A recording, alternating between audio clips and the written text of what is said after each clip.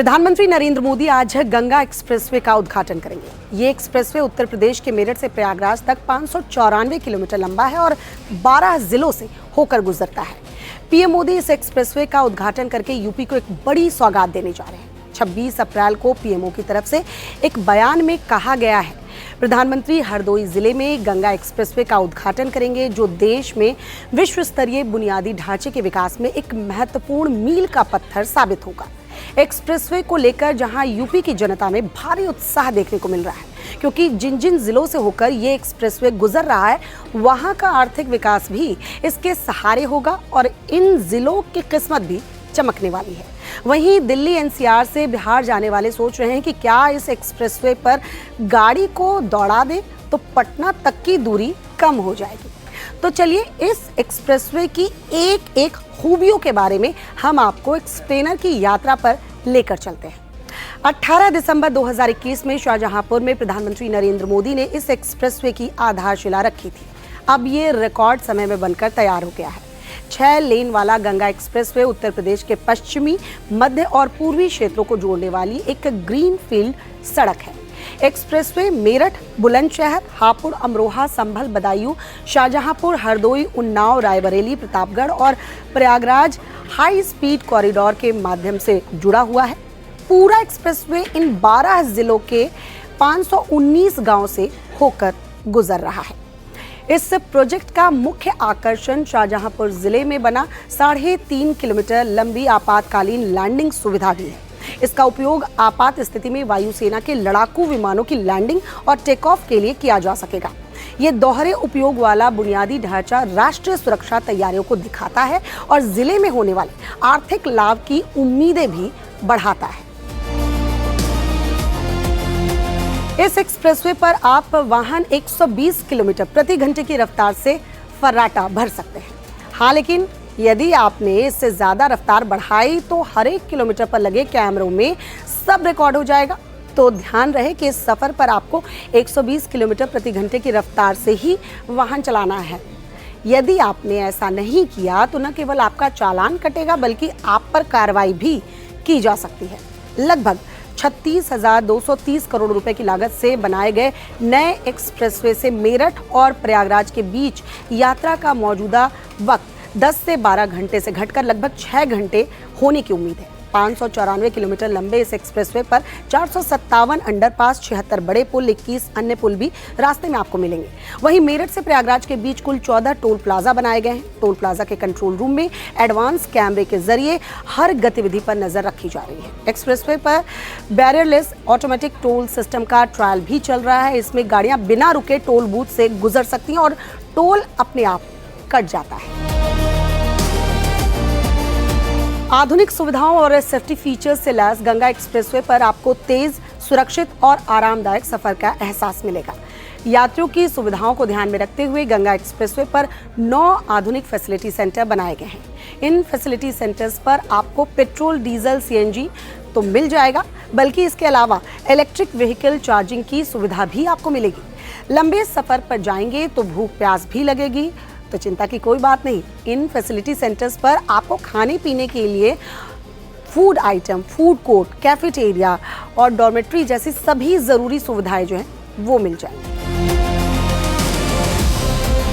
अगर आप इस एक्सप्रेसवे से गुजरना चाहते हैं और अपना सफर दिल्ली से शुरू करते हैं तो आपको इसका पूरा रूट हम बता दें।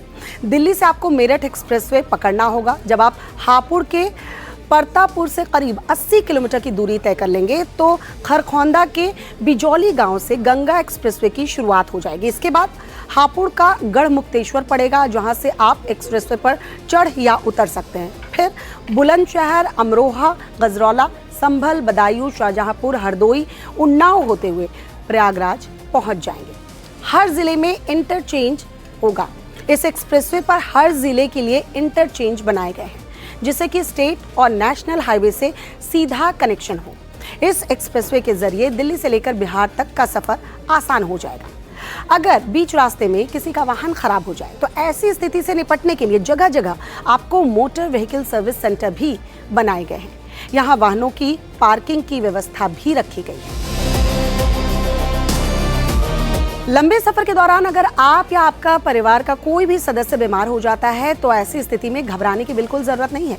एक्सप्रेसवे पर आईसीयू फैसिलिटी वाले अस्पताल हैं और एडवांस लाइफ सपोर्ट एम्बुलेंस भी आपको मिल जाएंगे। हर 20 किलोमीटर पर पुलिस और एम्बुलेंस की तैनाती भी की जाएगी। यूपी सरकार ने गंगा एक्सप्रेसवे को महज एक सड़क की तरह निर्माण नहीं करवाया है, बल्कि 594 किलोमीटर इस लंबे एक्सप्रेसवे से गुजरने वाले हर जिले को इंडस्ट्रियल हब की तरह बनाने पर जोर दे रही है। इस रास्ते पर सबसे बड़ा इंटीग्रेटेड मैन्युफैक्चरिंग और लॉजिस्टिक कॉरिडोर बनने जा रहा है, जो मेरठ से प्रयागराज के बीच पड़ने वाले हर जिले की स्थानीय ताकत को वैश्विक बाजार से जोड़ने का माध्यम बनेगा। सरकार का मुख्य फोकस क्षेत्रीय संसाधनों का ही इस्तेमाल करके इन जिलों का विकास करना है, ताकि पश्चिमी यूपी से लेकर संगम नगरी तक आर्थिक उन्नति का एक नया रास्ता तैयार हो सके। मेरठ, हापुड़, बुलंदशहर, अमरोहा, संभल, बदायूं, शाहजहांपुर और उसके बाद हरदोई। गंगा एक्सप्रेसवे का सफर हरदोई जब पहुंचता है तो बच जाता है रायबरेली, प्रतापगढ़ और प्रयागराज। 352 किलोमीटर का सफर लगभग यहां तक पूरा हो जाता है। और इसी वक्त मैं हरदोई जिले की सीमा में मौजूद हूं, जहां प्रधानमंत्री नरेंद्र मोदी 29 तारीख को इस गंगा एक्सप्रेसवे को जनता को समर्पित करेंगे। इस एक्सप्रेसवे को इसकी लंबाई खास नहीं बनाती, बल्कि इस एक्सप्रेसवे को खास बनाता है इसका मॉडर्न लुक। देखिए, एक तो 1, 2, 3 लेन इधर और 3 लेन उधर, मतलब 6 लेन का ये एक्सप्रेस वे है। और एक लेन ये अगर ओवरटेक कोई करता है तो उसके लिए रखी गई है और इसे एक्सटेंड किया जा सकता है। इधर बीच में जगह है और फिर आपको सर्विस लेन नजर आएगी, जो कि एक्सप्रेस वे के दोनों तरफ बनाई गई है।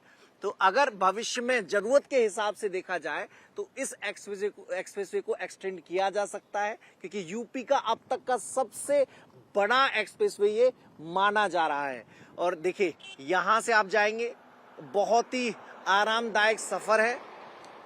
इसकी लंबाई एक तो खास इसे बनाती है, दूसरा यहाँ पर जो सुख सुविधाएं हैं वो भी खास बनाती है। देखिए, ये जो वृक्षारोपण बीच में किया गया है, जो अभी चूंकि काम हो रहा है, 29 को इनॉग्रेट होना है, तो जो वन विभाग के कर्मचारी लगे हैं वो पेड़ लगा रहे हैं यहाँ पर।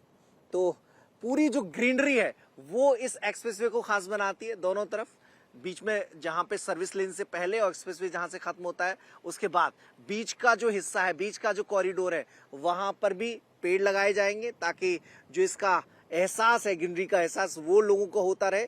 9 इसमें मॉडर्न फैसिलिटी सेंटर भी बनाए गए हैं, जिन पर अभी काम चल रहा है, जहां पर पेट्रोल डीजल के साथ सीएनजी मिल सकती है।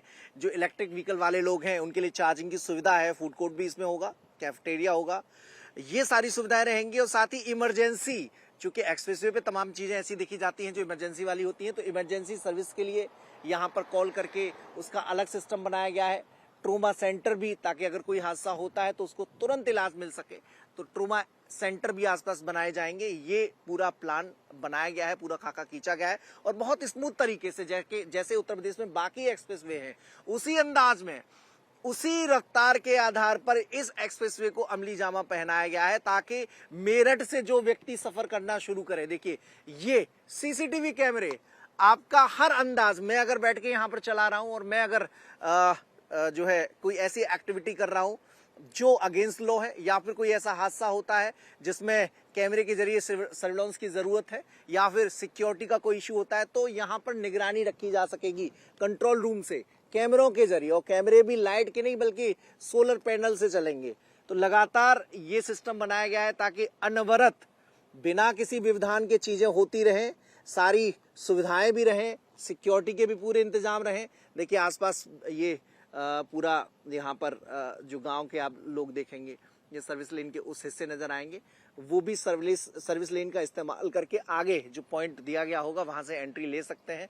तो उत्तर प्रदेश में पहले जो आगरा दिल्ली नोएडा एक्सप्रेसवे बनाया गया, उसके बाद फिर आगरा लखनऊ एक्सप्रेसवे बनाया गया, और फिर पूर्वांचल एक्सप्रेसवे जिसे कहा गया, जो बलिया को लखनऊ से जोड़ता है। उसके बाद बुंदेलखंड एक्सप्रेसवे बनाया गया, जिसकी बहुत ज्यादा जरूरत थी, क्योंकि बुंदेलखंड एक ऐसा उत्तर प्रदेश का हिस्सा है जो बड़ा बदहाल था, लेकिन वहां पर एक्सप्रेसवे बनने के बाद कंपनियां आ रही हैं और वो तरक्की की राह एक्सप्रेसवे खोल रहा है। और अब पश्चिम को पूरब से जोड़ने वाला ये एक्सप्रेसवे भी बनकर तैयार हो गया है।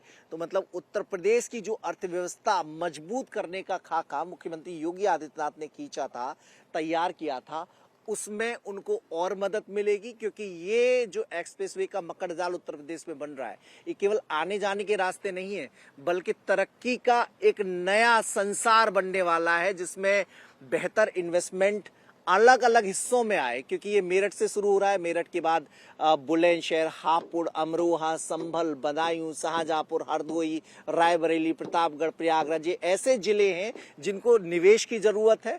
अगर निवेश आएगा तो रोजगार बढ़ेगा, रोजगार बढ़ेगा तो लोगों की जो बाइंग कैपेसिटी है उसमें इजाफा होगा, मार्केट चलेगा।